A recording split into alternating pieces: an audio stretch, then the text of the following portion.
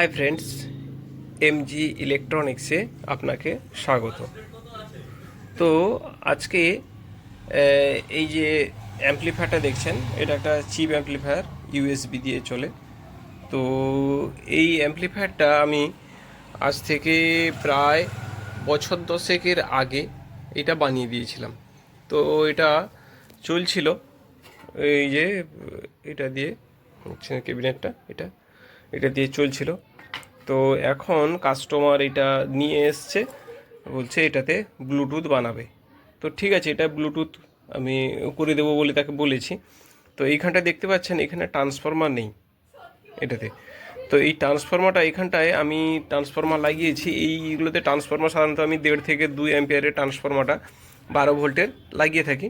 তো সেই ট্রান্সফরমারটা কোনো প্রকার বোধহয় নষ্ট হয়ে গেছিলো, সেই জন্যে এটা ওর বাড়িতে একটা ট্রান্সফরমার ছিল, ও নিজেই এই ট্রান্সফরমারটা লাগিয়েছে। দেখতে পাচ্ছেন এই ট্রান্সফরমারটা, এটা হ্যান্ডমেড ট্রান্সফরমার, এটার কোনো দিকে কোনো কিছু নেই, কোনো লেখা নেই, এটা হ্যান্ডমেড একটা ট্রান্সফরমার। এটা কম করে হলেও প্রায় 6 অ্যাম্পিয়ার, এর বেশি হবে বরং কম হবে না।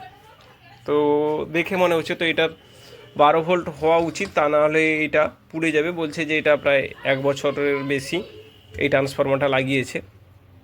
তো যাই হোক, আমরা আগে এটা দেখে নিই যে অ্যাকচুয়ালি মেশিনটাতে আমাদের এই যে চিপ অ্যাম্পলিটা আছে এইটাতে পাওয়ার আসছে কি না।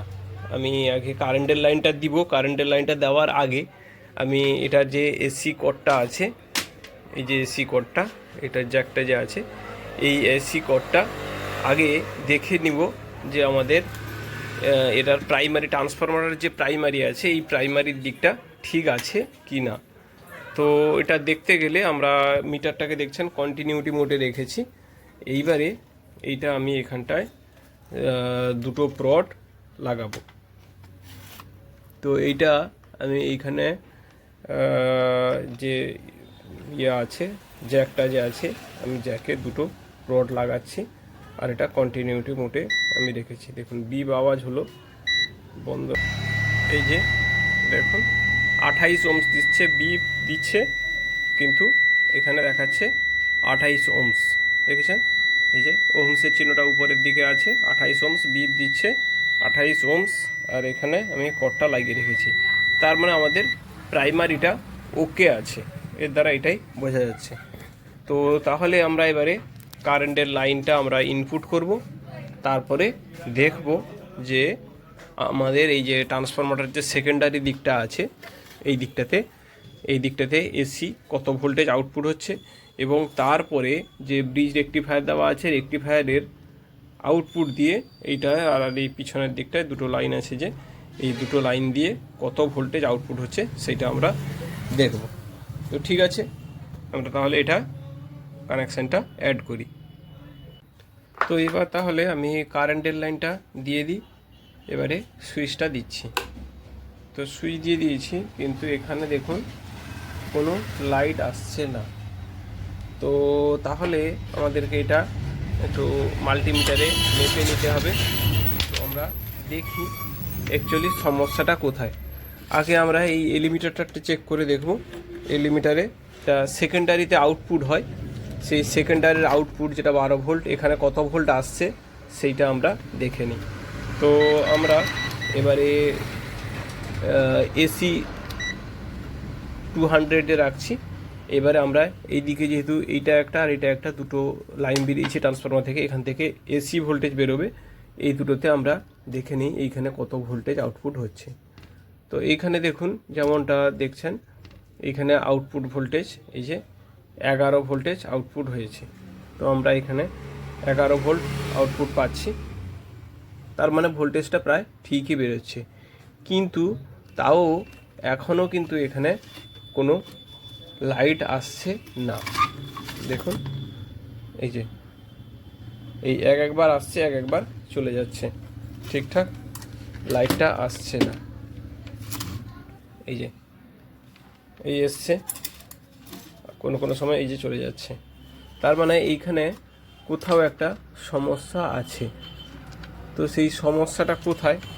এই যে এইখানে একটা প্রবলেম দেখছি, এই জায়গাটায় দেখুন,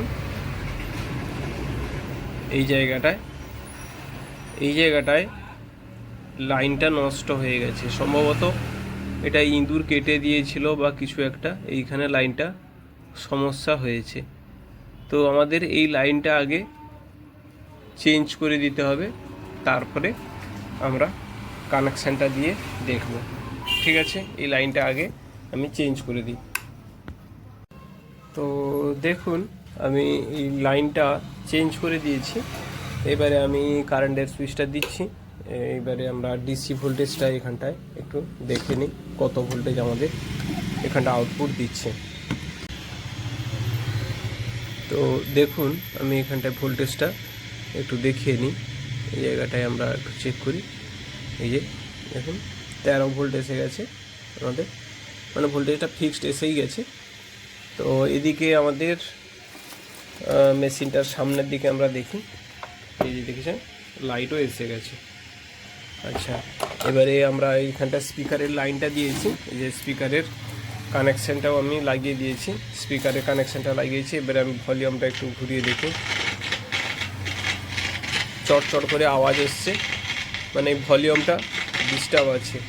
আচ্ছা, বেস টোন কোনো কাজই করছে না, না কাটা কাজ করছে, একটু টোনটা কাজ করছে, বেসটা বোঝা যাচ্ছে না। তো হয়তো লাইন কাটা থাকতে পারে বা কোনো সমস্যা থাকতেও পারে, সেটা কানেকশান দিলে বোঝা যাবে।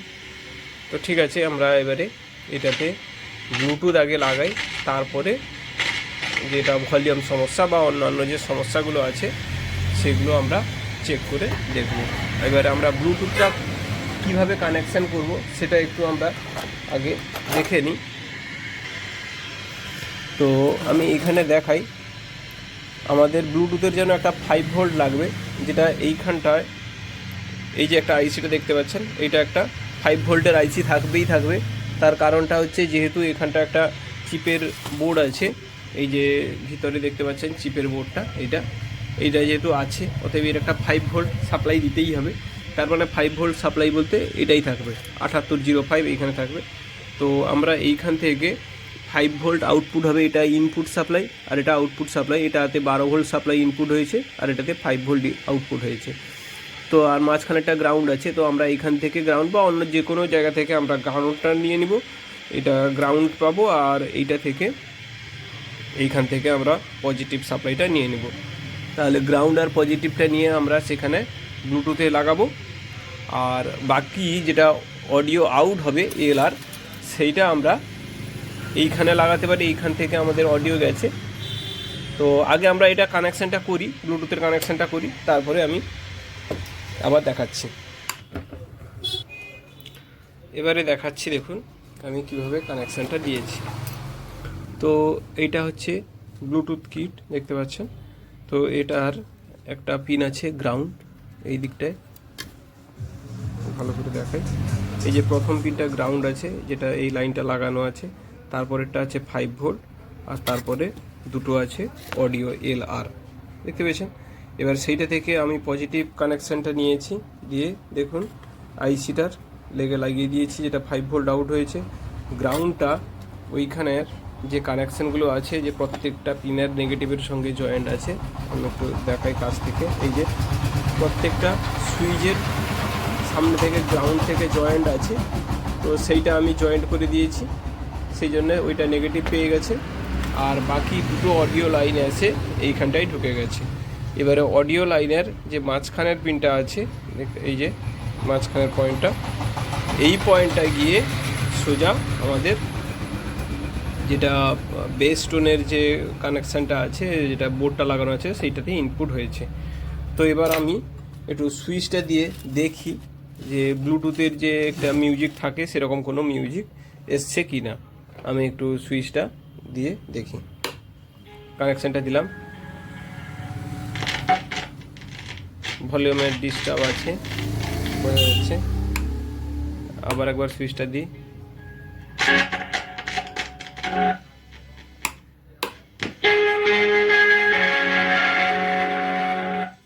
আওয়াজটা পাচ্ছেন, মোটামুটি কানেকশানটা আমাদের ঠিক হয়ে গেছে।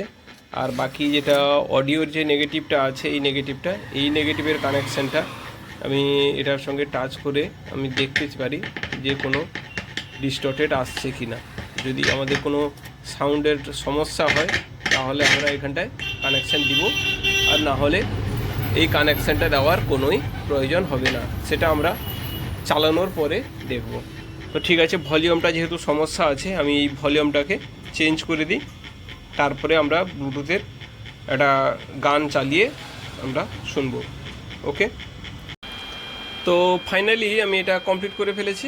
দেখুন এখানে কানেকশান লেগেছে, আর এই সুইচটা চেঞ্জ করে দিয়েছি যাতে এই যে পিছনের যে জ্যাকগুলো থাকে অক্সিলারি যে জ্যাকগুলো সেটা থেকে কানেক্ট হয়, আমি সেই জন্য এটা সুইচটা চেঞ্জ করে দিয়েছি। তো আমি এবারে ব্লুটুথ কানেক্ট করে চালাচ্ছি, দেখুন কীরকম সাউন্ড হচ্ছে। দেখুন আমি সাউন্ডটা একটু বাড়াচ্ছি, এই যে সাউন্ড বাড়াচ্ছি দেখেছেন, আবার সাউন্ডটা কমাচ্ছি।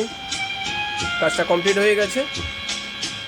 তো তাহলে আজকে এই পর্যন্ত, ফিরছি নতুন কোনো ভিডিও নিয়ে, ততক্ষণ পর্যন্ত বাই।